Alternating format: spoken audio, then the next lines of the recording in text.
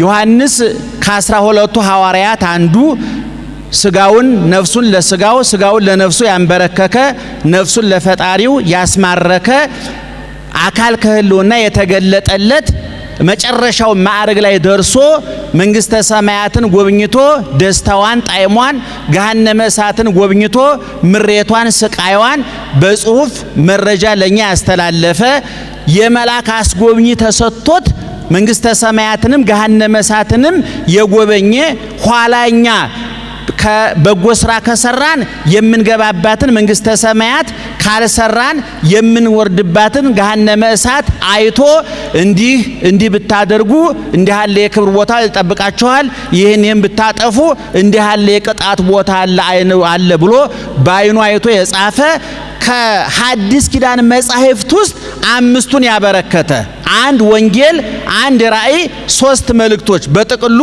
5 የሐዲስ ኪዳን መጻሕፍትን ያበረከተ ፍቁረ እግዚ የጌታ ወዳጅ ታኦጎሎስ ነባቤ መለኮት አቡቀለምሲስ ራእየ ህቡአት የተሰወረውን ያየ በመስቀል ላይ እመቤታችንን አደራ የተረከበ እነኋት እናትህ ብሎ እመቤታችንን በልጇ ምትክ ለማኖር የተረከበ ፍጹም ድንግል መናኝ ሰማያዊ ሐዋርያ ነው። ከ12ቱ ሐዋርያት አንዱ ነው።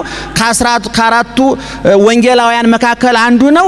በጌቴሴማኒ ምስጢረ ጸሎትን ያየ፣ በደብረ ታቦር ምስጢረ መንግስቱን ያየ፣ በደብረ ዘይት ምስጢረ ምጽአቱን የተማረ፣ በኢያኢሮስ ቤት ምስጢረ ጸሎትን ያወቀ ኢየሱስ ክርስቶስ ይመርጣቸው ከነበሩ በዕለተ ሐሙስ ማታ ከኢየሱስ ክርስቶስ አጠገብ የሚቀመጥ ኢየሱስ ክርስቶስን ሐዋርያት ለመጠየቅ ሲፈልጉ አንተ ጠይቅልን የሚባል የክርስቶስ ልዩ ቀራቢ የሆነ የያዕቆብ ወንድም የዘብዴዎስ ልጅ ዮሐንስ ነው። ይሄ ዮሐንስ ቅድም እንዳልኳችሁ ራእይ የዮሐንስ ራእይ የሚባል መጽሐፍ ጽፏል። በየሐዲስ ኪዳን መጨረሻ የመጽሐፍ ቅዱስ መጨረሻ ነው።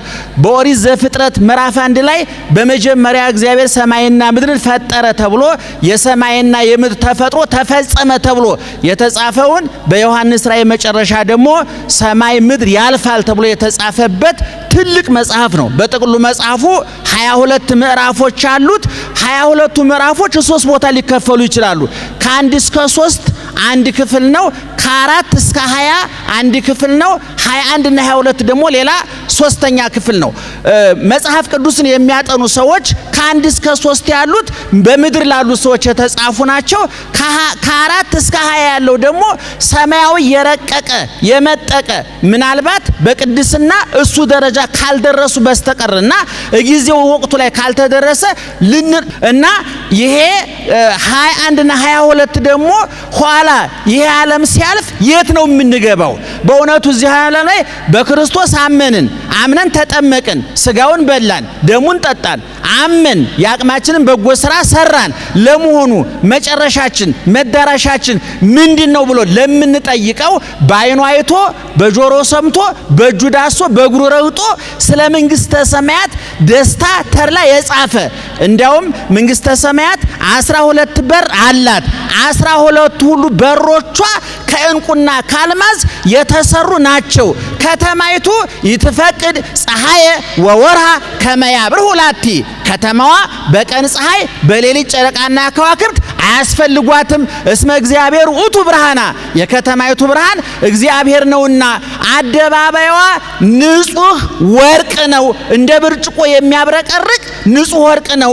በሮቿ ከአልማዝ ከእንቁ የተሰሩ ናቸው።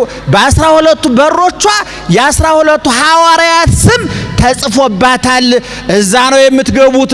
ዛሬ በመከራ በበሽታ በረሃብ በስደት የምትሰቃዩ ዓለም ጨለማ የሆነባችሁ ገንዘብ ጤና ዘመድ የከዳችሁ መያዣ መጨበጫው የጠፋችሁ የያዛችሁት እየለቀቀ የሰበሰባችሁት እየተበተነ ጤናችሁ ትዳራችሁ ፖለቲካችሁ ኢኮኖሚያችሁ ዋስትና ያጣባችሁ ነገ የማይናፍቃችሁ ዛሬ የሚያሳቅቃችሁ ትናንትናችሁ የሚያሸማቀቃችሁ ሁሉ የምትገቡበት አዲስ መንግስት አዲስ ሀገር አዲስ ተስፋ አለ ብሎ ነግሮናል። እና ምንድነው የሚለው ወንጌላዊው? ወምዝር ኢኩ ሰማይ ሐዲሰ አዲስ ሰማይ አየሁ አዲስ ምድርም አየሁ ይላል። አዲስ ምንድነው ያየው? ንገሩኝ። አዲስ ምንድን? አዲስ ሰማይ አዲስ ምድር። ሁለት። ምክንያቱም ይሄኛ የምናየው ሰማይ ይሄኛ የምናየው ምድር ዓለም ሲፈጠር የተፈጠረ ዓለም ሲያልፍ የሚያልፍ ነው። ሰማዩ በደመና ይሸፈናል። በብዙ ጉዳዮች ሰማዩ የሚዳሰስ የሚጨበጥ የሚመረመር ነው። ምድርም በገጸ ምድርም በከርሰ ምድርም ያለው ነገር ይመረመራል፣ ይታያል። ባለቤቱ እንደተናገረው ሰማይ ምድር ያልፋል በትኩሳት። ይሄ የምናየው ሰማይ የምናየው ምድር ዛሬ የምናያቸው ሰማይ ጠቀስ ፎቆች፣ የተንጣለሉ አስፓልቶች፣ የሰውን የፈጠራ ችሎታ የሚያስደንቁ ድልድዮች፣ ሆስፒታሎች፣ የዛሬ በአውሮፓ በአሜሪካ የተገነቡ ሰማይ ጠቀስ ፎቆች ሊያዩዋቸው የሚያሳሱት ሁሉ ክርስቶስ ሲመጣ የቆሻሻ ቁልሎች ናቸውና ተጠራርገው ይጠፋሉ። እና ይህን ከተናገረ በኋላ ምን አለ? በእነሱ ፋንታ አዲስ ሰማይና አዲስ ምድርን አየሁ። ይሄን አዲስ ሰማይ ይሄን አዲስ ምድር ለመውረስ ደግሞ አዲስ ሰብእና አዲስ ሕሊና ያስፈልጋል ነው።